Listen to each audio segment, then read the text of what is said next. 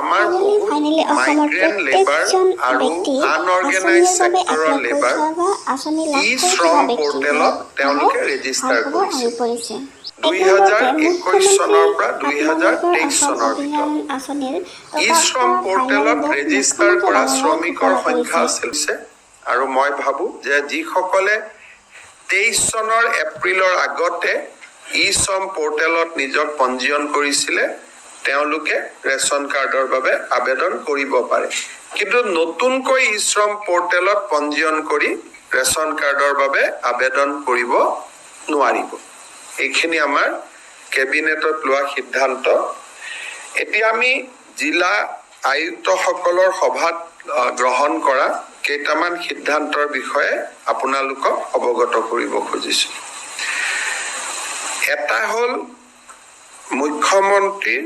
আত্মনিৰ্ভৰশীল অসম অভিযান এই স্কিমটোত আমি 2 লাখ টকা কৰি এজন নিবনুৱা যুৱক যুৱতী নিজৰ উদ্যোগ স্থাপন কৰাৰ বাবে আমি সহায় কৰিম এনেকুৱা এটা আঁচনি আছিল 1 লাখ ঘূৰাই দিব 1 লাখ ঘূৰাই দিব নালাগে তাৰে যিটো প্ৰথম পৰ্যায়ৰ ইন্টাৰভিউ আছিলে সেই ইন্টাৰভিউটো সমাপ্তি হ'ল এতিয়া 1:2 অৰ্থাৎ প্ৰথম বছৰ আমি 30,000 লোকক যুৱক যুৱতীকে সহায়টো কৰিম আৰু তাৰ পিছত আমি আৰু 70,000 ল'ৰা ছোৱালী কৰিম দ্বিতীয় পৰ্যায়ত প্ৰথম পৰ্যায়ৰ যেটো 30,000 ল'ৰা ছোৱালীক আমি সহায় কৰিম তেওঁলোকৰ জিলা পৰ্যায়ৰ ইন্টাৰভিউ 16 আগষ্টৰ পৰা আমি আৰম্ভ কৰিম আৰু 5 ছেপ্টেম্বৰত আমি এই ইন্টাৰভিউটো সমাপন কৰিম আৰু 30 ছেপ্টেম্বৰত আমি 30,000 যুৱকক 2 লাখ টকাৰ যেটো আঁচনি সেই আঁচনিৰ অংশসমূহ আমি বিতৰণ কৰিম আৰু জিলা উপায়ুক্তসকলৰ লগত এই বিষয়ে আমি ডিটেইল আলোচনা কৰিলো যাতে কোনো ক্ষেত্ৰতে কতো খেলিমেলি নহয় দ্বিতীয়তে আপোনালোকে জানে যে অসমৰ স্বচ্ছ নিযুক্তি এটা ভাৰতবৰ্ষ পৰ্যায়তো চৰ্চিত হৈছে অহা যি আমাৰ পৰীক্ষা হ'ব তৃতীয় আৰু চতুৰ্থ শ্ৰেণী এটা পৰীক্ষাত 11 লাখ পৰ্যন্ত প্ৰাৰ্থী হৈছে গতিকে জিলা উপায়ুক্তৰ সন্মিলনীত আমি আলোচনা কৰিলো যে কেনেকে আমি অতি সুন্দৰভাৱে এইবাৰো স্বচ্ছতাৰে সৈতে এই পৰীক্ষাটো সম্পূৰ্ণ কৰিব পাৰো তৃতীয়তে আৰু এটা বিষয় আলোচনালৈকে আহিছিলে যে মুখ্যমন্ত্ৰী নিযুত মইনা আঁচনি এই নিযুত মইনা আঁচনিখন অহা 7 বা 8 আগষ্টৰ পৰা আমি প্ৰপত্ৰ বিতৰণৰ কাম আৰম্ভ কৰিম তাৰ আগতে আঁচনিখনৰ ওপৰত এখন আমাৰ সাংবাদিক মেলো হ'ব আমি আনুষ্ঠানিকভাৱে উদ্বোধন কৰিম আৰু এই আঁচনিখনত যেহেতু 3 লাখ ছোৱালীয়ে বা আমাৰ কন্যা সন্তানে এই আঁচনিৰ সুবিধা ল'বলৈ সুযোগ পাব যাতে নিৰ্বাচনৰ প্ৰক্ৰিয়া প্ৰপত্ৰৰ প্ৰক্ৰিয়া সুন্দৰভাৱে হৈ যায় তাৰ বিষয়েও জিলা উপায়ুক্তৰ সন্মিলনীত আমি দীঘলীয়াকৈ আলোচনা কৰোঁ অৰুণোদয় 3.0 অৰ্থাৎ অৰুণোদয় আমি প্ৰথম আৰম্ভ কৰিছিলোঁ 19 লাখ হিতাধিকাৰীৰে অৰুণোদয় 2.0 আমি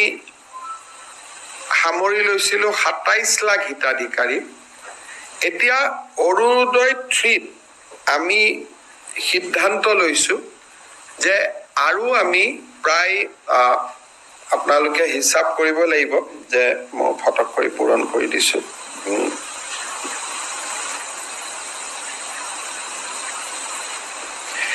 আমি আৰু 20 লাখ হিতাধিকাৰী এই আঁচনিৰ আমি অধীনলৈ আনিব খুজিছো যদি 20 লাখ হিতাধিকাৰীক এই আঁচনিৰ অধীনলৈ আনো তেতিয়াহলে এই আঁচনিৰ অধীনত বেনিফিটেড পৰিয়ালৰ সংখ্যা 47 লাখলৈকে বৃদ্ধি পাব আমি অৰুণোদয় 2.0 আধাৰ আৰু ৰেচন কাৰ্ডৰ লগত জড়িত নাছিলে। তাৰ কাৰণে মই যোৱাকালি পৰহি যেতিয়া উপায়ুক্তৰ সন্মিলন আৰম্ভ হৈছিল, মই কৈছিলো যে কিছুমান অৰুণোদয় হিতাধিকাৰী অবাঞ্ছিত লোকৰ হাতলৈকেও যোৱাৰ কিছু তথ্য আমাৰ হাতলৈ নিৰ্বাচনৰ সময়ত আহিছিলে। সেইকাৰণে এইবাৰ আমি সিদ্ধান্ত কৰিছো যে অৰুণোদয় আঁচনিটো পাবৰ কাৰণে ৰেচন কাৰ্ড থাকিবই লাগিব। আৰু যদি ৰেচন কাৰ্ড কাৰোবাৰ থাকে তেতিয়াহ'লে তাৰ আধাৰো থাকিব লাগিব। অৰ্থাৎ Arunodoi will be link with Aadhaar and ration card. সেইকাৰণে বৰ্তমানলৈকে পাই থকা অৰুণোদয় হিতাধিকাৰী আৰু নতুনকৈ 20 লাখ যি হিতাধিকাৰী হ'ব, তাৰ কাৰণে এটা নতুন নিৰ্বাচনী প্ৰক্ৰিয়া এটা আৰম্ভ হ'ব। অৱশ্যে যেতিয়ালৈকে নতুন বেনিফিচিয়াৰী নিৰ্বাচন নহয় তেতিয়ালৈকে পুৰণাসকলে অৰুণোদয় পাই থাকিব। কিন্তু যেতিয়া নতুন হিতাধিকাৰী হ'ব, বৰ্তমানে পাই থকা সকলোৱে নাপাবও পাৰে। যদি তেওঁলোকৰ ৰেচন কাৰ্ড নাই বা তেওঁলোকৰ আধাৰ নাই তেতিয়া তেওঁলোকে নাপাবও পাৰে। অহা ছেপ্টেম্বৰ মাহৰ পৰা আমি অৰুণোদয় হিতাধিকাৰী 0.3 কাৰণে অৰুণোদয় 0.3 এই হিতাধিকাৰী নিৰ্বাচনৰ প্ৰক্ৰিয়াটো আমি আৰম্ভ কৰিম। আৰু এই কামটো যাতে খুব সুষমভাৱে, কাৰণ অৰুণোদয় হিতাধিকাৰী প্ৰায় ডাবুল হৈ যাব, আজিতকৈ দুগুণ হৈ যাব। আজি 27 লাখ আছে, তেতিয়া প্ৰায় 47 লাখ হ'ব। ডাবুল নহ'ব, অকণমান ডাবুলতকৈ কম হ'ব। গতিকে এইবাৰ যাতে অৰুণোদয় প্ৰত্যেকটো ৰেচন কাৰ্ড থকা পৰিয়াল, প্ৰত্যেকটো হয়তো নহ'ব, 80% হ'ব। ৰেচন কাৰ্ড প্ৰায় 55 লাখৰ আছে, আমাৰ অৰুণোদয় 47 লাখ। কিন্তু যিহেতু অৰুণোদয়ত ক্ৰাইটেৰিয়া আছে, 4খন গাড়ী থাকিলে নাপায়, মন্ত্ৰী MLA পৰিয়ালে নাপায়, পঞ্চায়তৰ পৰিয়ালে নাপায়, সেইকাৰণে আমি ভাবিছো যে 47 lakh will be a sufficient number যোগ্যজনক দিবৰ কাৰণে। আৰু তাৰ গোটেই নিৰ্বাচনৰ প্ৰক্ৰিয়াটো আমি ছেপ্টেম্বৰ মাহৰ পৰা আৰম্ভ কৰিম। তাৰ বিষয়েও জিলা উপায়ুক্তসকলৰ লগত পুংখানুপুংখভাৱে আমি আলোচনা কৰিম। এইবাৰ আমি প্ৰথম চৰকাৰ আৰম্ভ হোৱাৰ পিছত আমি চাউল বা ধান কিনা আৰম্ভ কৰিছিলো। এইবাৰ চৰকাৰে ধান কিনা আৰু ধানৰ মিলসমূহে ধান কিনা, এই গোটেই যদি দুইটা অংক মিলাই দিওঁ, এইবাৰ অসমত যথেষ্ট ধান সংগ্ৰহ হৈছে। আৰু চৰকাৰে প্ৰায় 3,60,000 মেট্ৰিক টন আমি ধান কিনিছো। আৰু প্ৰাইভেট মিল 48টা মিলেও প্ৰায় ইমানেই ধান কিনিছে। এইবাৰ অসমত খেতি আৰু ধানৰ খৰিদ যথেষ্ট ভাল হৈছে। আমি প্ৰাইভেটৰ ডেটাটো অহাৰ লগে লগে টোটেল ডাটা এটা আমি দিব পাৰিম। যোৱা বছৰ আমি সৰিয়হ কিনিছিলো 3,000 মেট্ৰিক টন, 3,000 মেট্ৰিক টন। মই মেট্ৰিক টন হ'বনে অলপমান সংখ্যাটো MT হয়, 3,000 MT। এইবাৰ আমি 11,000 মেট্ৰিক টন আমি সৰিয়হ কিনিব পাৰিছিলো। তাৰমানে এটা বছৰৰ ব্যৱধানতে 8,000 মেট্ৰিক টন, 300 টাইমছ আমাৰ সৰিয়হ কিনাটো বাঢ়িছে। অহা বছৰ আমি ইয়াক 30,000লৈকে লৈ যাব খুজিছো, 30,000 মেট্ৰিক টন। এইবাৰ 11,000, 11,000 আমি কিনিলো। প্ৰথম বছৰত 3,000, পিছৰ বছৰত 11,000,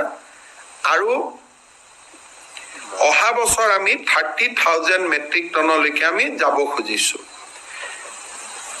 লগত আমি আৰু এটা নতুন এটা আইটেম আমি কিনিব খুজিছো, এইটো হৈছে মেজ। আপোনালোকে জানে যে অসমত মেজৰ প্ৰডাকশ্যন বহুত বাঢ়ি গৈছে। আৰু অসমৰ প্ৰকিউৰমেণ্টত ধান আছিলে, সৰিয়হ আছিলে,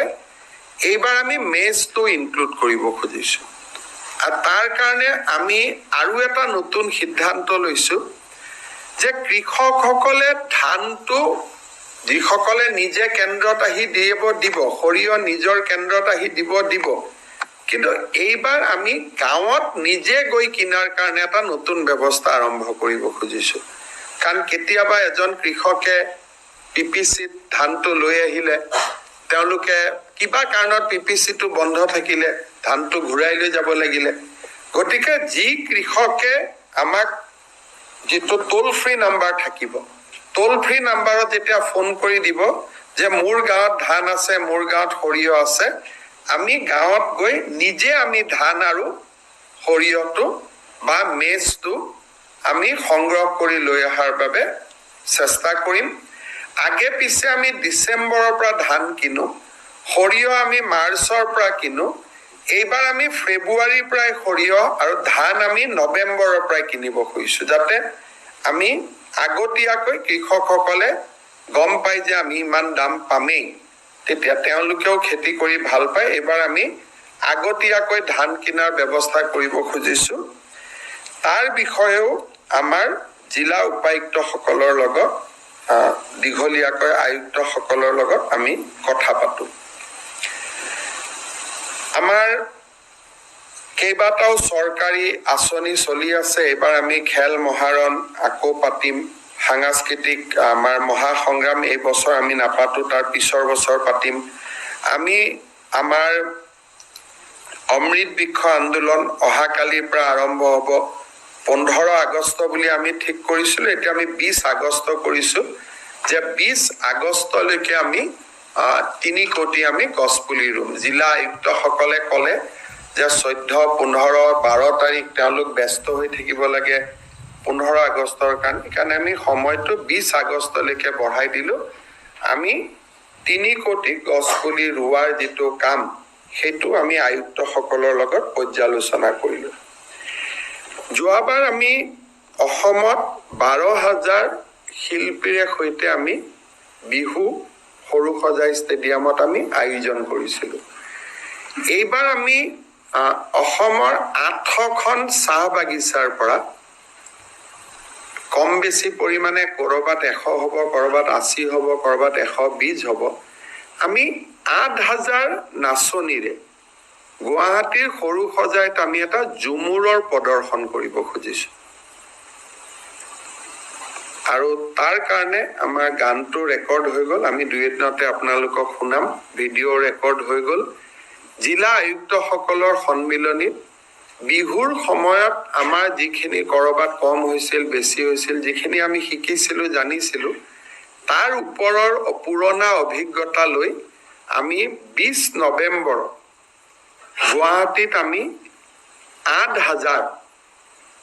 নাচনী আৰু বাদ্যযন্ত্ৰী আৰু আন যিসকল জুমুৰৰ কাৰণে প্ৰয়োজনীয় তেখেতসকলক লৈ আমি ইয়াত এটা জুমুৰৰ খুব সুন্দৰ এটা প্ৰদৰ্শন এটা কৰাৰ বাবেও আমি সিদ্ধান্ত লৈছো তাৰ বিষয়েও জিলা আয়ুক্তসকলৰ সন্মিলনীত আমি দীঘলীয়াকৈ আলোচনা কৰো 20 নৱেম্বৰ